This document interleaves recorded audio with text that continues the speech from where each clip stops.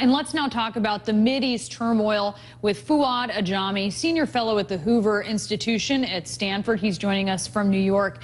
And from Los Angeles, David Keyes. He's the executive director of the organization Advancing Human Rights. He's also a contributor to the Daily Beast.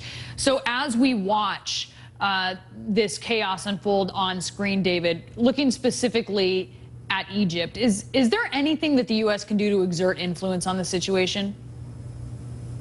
I think there's an enormous amount the United States can do. It has to stay true to its principles. Going back decades, the United States has supported some dictators throughout the Middle East, whether it's in Egypt or Saudi Arabia. The most important thing for the United States to do is uphold maximum pressure on the Egyptian government to uphold civil liberties, to increase space for freedom of expression, freedom of press. It's not just the Muslim Brotherhood, which has been decimated in this latest crackdown. It's also liberal activists like Ahmed Maher from the April 6th movement and Ahmed Douma, young bloggers. It starts out with the radicals, but I think that this is the same Egyptian military which had an iron fist clamping down on civil society and democracy going back decades. So the United States should link foreign aid to human rights, and it should stay true to that great principle of Andrei Sakharov that we should trust states as much as they trust their own people. And by that standard, the Egyptian government cannot be trusted. It is reverting back to the same military dictatorship. So again, the United States should stay true to its principles and not the person who happens to be in power. And how much leverage does the U.S. have when it comes to aid?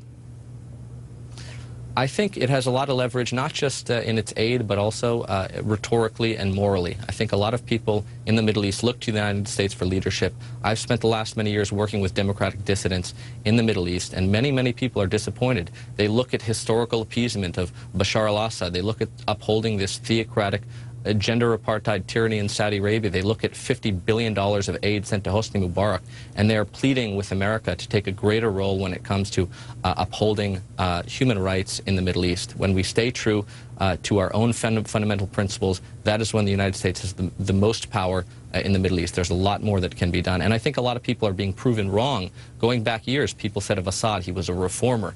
People said that this was someone we could work with. Yeah. And now we see that he is the monster that the dissidents knew all along that he was. Fouad, I want to ask you about what we saw in Beirut. Tremendously concerning that we see this ally of the U.S., an opponent of both Hezbollah and Assad, taken out.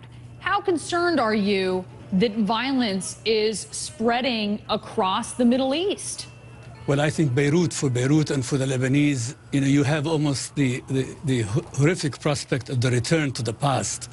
Car bombs, the assassination of prominent figures.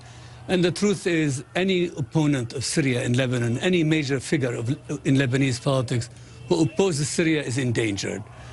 This Dr. Mohammed Shatah, former ambassador to Washington, a PhD from the University of Texas, a very decent and moderate man.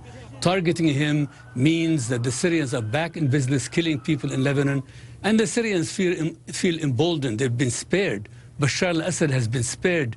Bashar al-Assad has been spared the wrath of the Obama administration, and he is now back to what he knows best, which is terror, assassinations, car bomb, and the like. And it doesn't appear, Fouad, that that's going to change. So where does the U.S. go from here? What do you see really happening versus what you think should happen?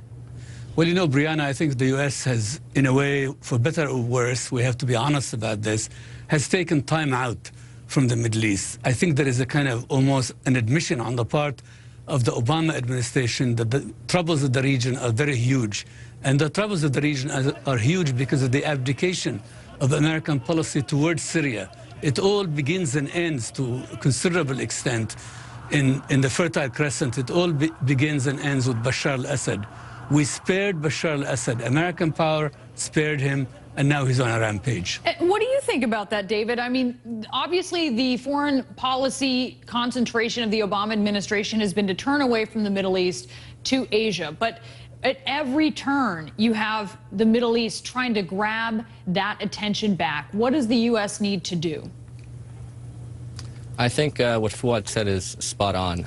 And what you say is true as well. There's been a pivot to Asia, that's what they call it. And yet the Middle East keeps dragging the United States back into its tentacles. I think there are a number of things the United States can do to reclaim its moral clarity in the region. Number one, it has to support unabashedly and unreservedly true liberal democratic forces throughout the region. It has to cease its support for dictators throughout the region. It needs to speak up on behalf of those political prisoners denied freedom across the Middle East. They should begin bilateral meetings by raising the names of political prisoners, much as the United States did during the Soviet era. It can condition aid to human rights, much like the Jackson-Vanik Amendment did back in 1975. So instead of giving a blank check to these autocratic regimes, the United States can play a much more important role by not appeasing dictators throughout the Middle East, and by speaking clearly about how dangerous they are. And let me ask the last question here of Fuad on that point.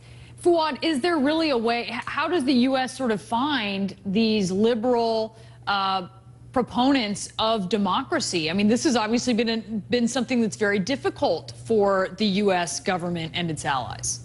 Well, I think David has it right. I mean, where do we begin, if you will? We begin now, because I think the past, if you will, has not been very encouraging. We stayed with Mubarak for 30 years or so.